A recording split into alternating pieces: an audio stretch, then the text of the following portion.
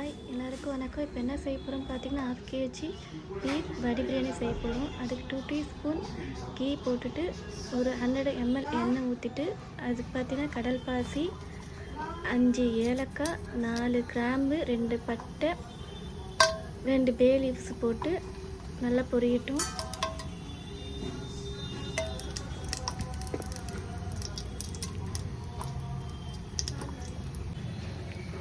ஒரு 5 medium size வெங்காயம் cut பண்ணி வச்சுருக்கேன்.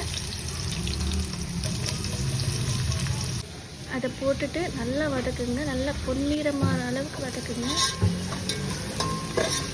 எவ்வளோக்கு வெங்காயம் நல்லா வதங்குதோ அவ்வளோ பிரியாணிக்கு நல்லா கலர் கொடுக்கும்.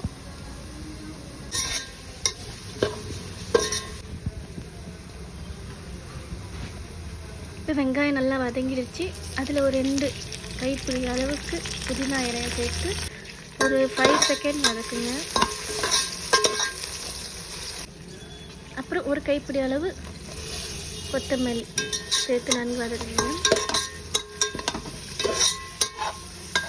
ஒரு 90 கிராம் இஞ்சி பூண்டு விழுந்து, 50 இஞ்சி 50 கிராம் பூண்டு சேர்த்து அரைச்சி வச்சுருக்கேன். 3 டீஸ்பூன் சில்லி பவுடர் சேர்த்துக்கோங்க. எண்ணெயிலே போட்டு நல்லா வதக்கிட்டிங்கன்னா பிரியாணிக்கு நல்லா கலர் கொடுக்கும். அது எண்ணெயிலே போட்டு நல்லா சில்லி பவுடர் நல்லா வதக்குங்க. அதுக்கப்புறம் ஒரு 4 சின்ன தக்காளி சேர்த்துக்கோங்க கட் பண்ணி. ஒரு 3 பச்சை மிளகாய் சேர்த்து நல்லா தக்காளி மசிற அளவுக்கு நல்லா வதக்கிக்கோங்க.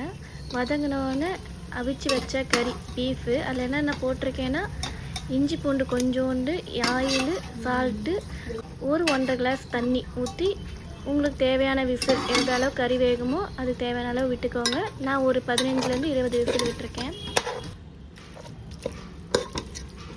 கறியை நல்லா ஒரு 2 வதக்கிட்டு அது கூட ஒரு 110 கிராம் தயிர் ஆட் பண்ணி ஒரு 2 வதக்கிக்கோங்க. வதக்கினோடனே வீட்டிலே அரைச்ச பிரியாணி மசாலா ஒரு 1.5 கரண்டி போட்டுக்கிறேன்.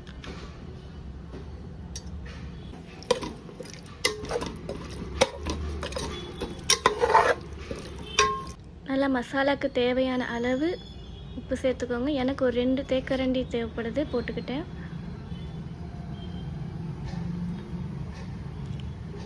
கறி வடித்து வச்ச தண்ணி இருக்குது, அது ஒரு 1.5 கிளாஸ் ஆட் பண்ணிக்கோங்க. 2 கப்பு அரிசிக்கு 1.5 கிளாஸ் தண்ணி போதுமானது வடி பிரியாணிக்கு.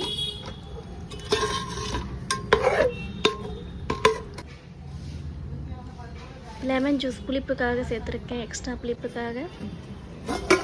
மசாலா நல்லா 10 நிமிஷத்துலேருந்து ஒரு 15 நிமிஷம் வரைக்கும் நல்லா வதங்கட்டும்.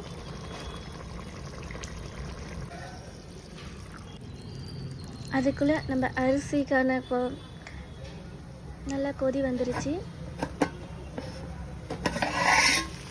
நல்லா கொதி வந்தோன்னு ரைஸுக்கு தேவையான அளவு 2 தேக்கரண்டி சால்ட் போட்டிருக்கேன். கொஞ்சோண்டு ஆயில் சேர்த்திங்கன்னா ஒரு அரிசி ஒட்டாமல் நல்லா உதிரியாக வரும்.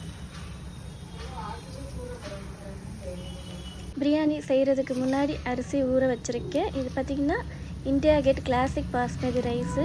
நல்லா நீட்டமாக நல்லா வரும். ஒரு அரை மணி நேரம் ஊற வச்சா போதும்.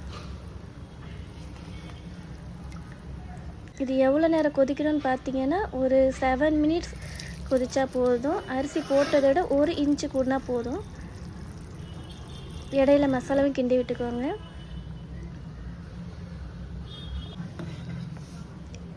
ரைஸ் நல்லா பெருசாகி வந்திருக்கு. இப்போ இறக்கிடலாம்.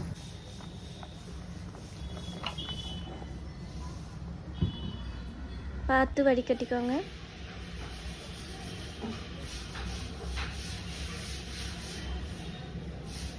அரிசி வடித்த உடனே பிரியாணி மசாலாவில் ஆட் பண்ணணும். அப்படியே விட்டுட்டிங்கன்னா பிரியாணி ரைஸ் ட்ரை ஆகிடும், நல்லா இருக்காது. வடித்த உடனே பிரியாணி மசாலா ஆட் பண்ணிடணும். அதுக்கு முன்னாடி பிரியாணி மசாலா நல்லா சால்ட்டு எல்லாம் கரெக்டாக இருக்கான்னு எல்லாம் நல்லா பார்த்து வச்சுக்கோங்க.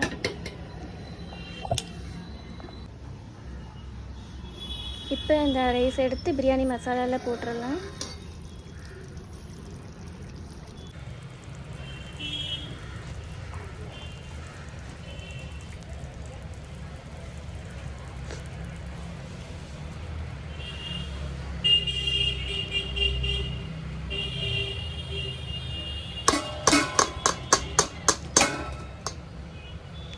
ரைஸை ரொம்ப கிண்டி விடக்கூடாது.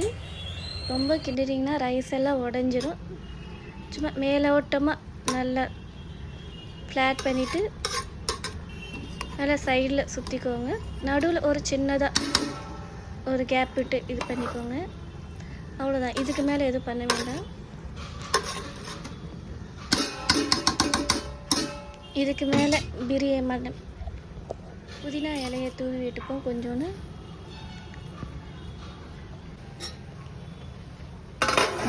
இப்போ தம்முக்கு ரெடி பண்ணிடலாம். 15 to 20 minutes போதும் பிரியாணி ரெடி ஆகிறதுக்கு.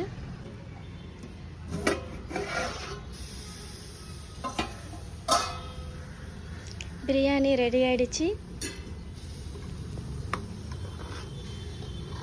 பிரியாணி நல்ல கலர்ஃபுல்லாக வந்திருக்கு. நீங்களும் இதே மாதிரி செஞ்சு பாருங்கள்.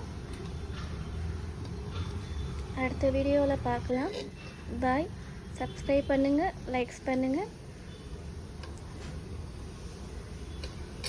தேங்க்ஸ் ஃபார் வாட்சிங்.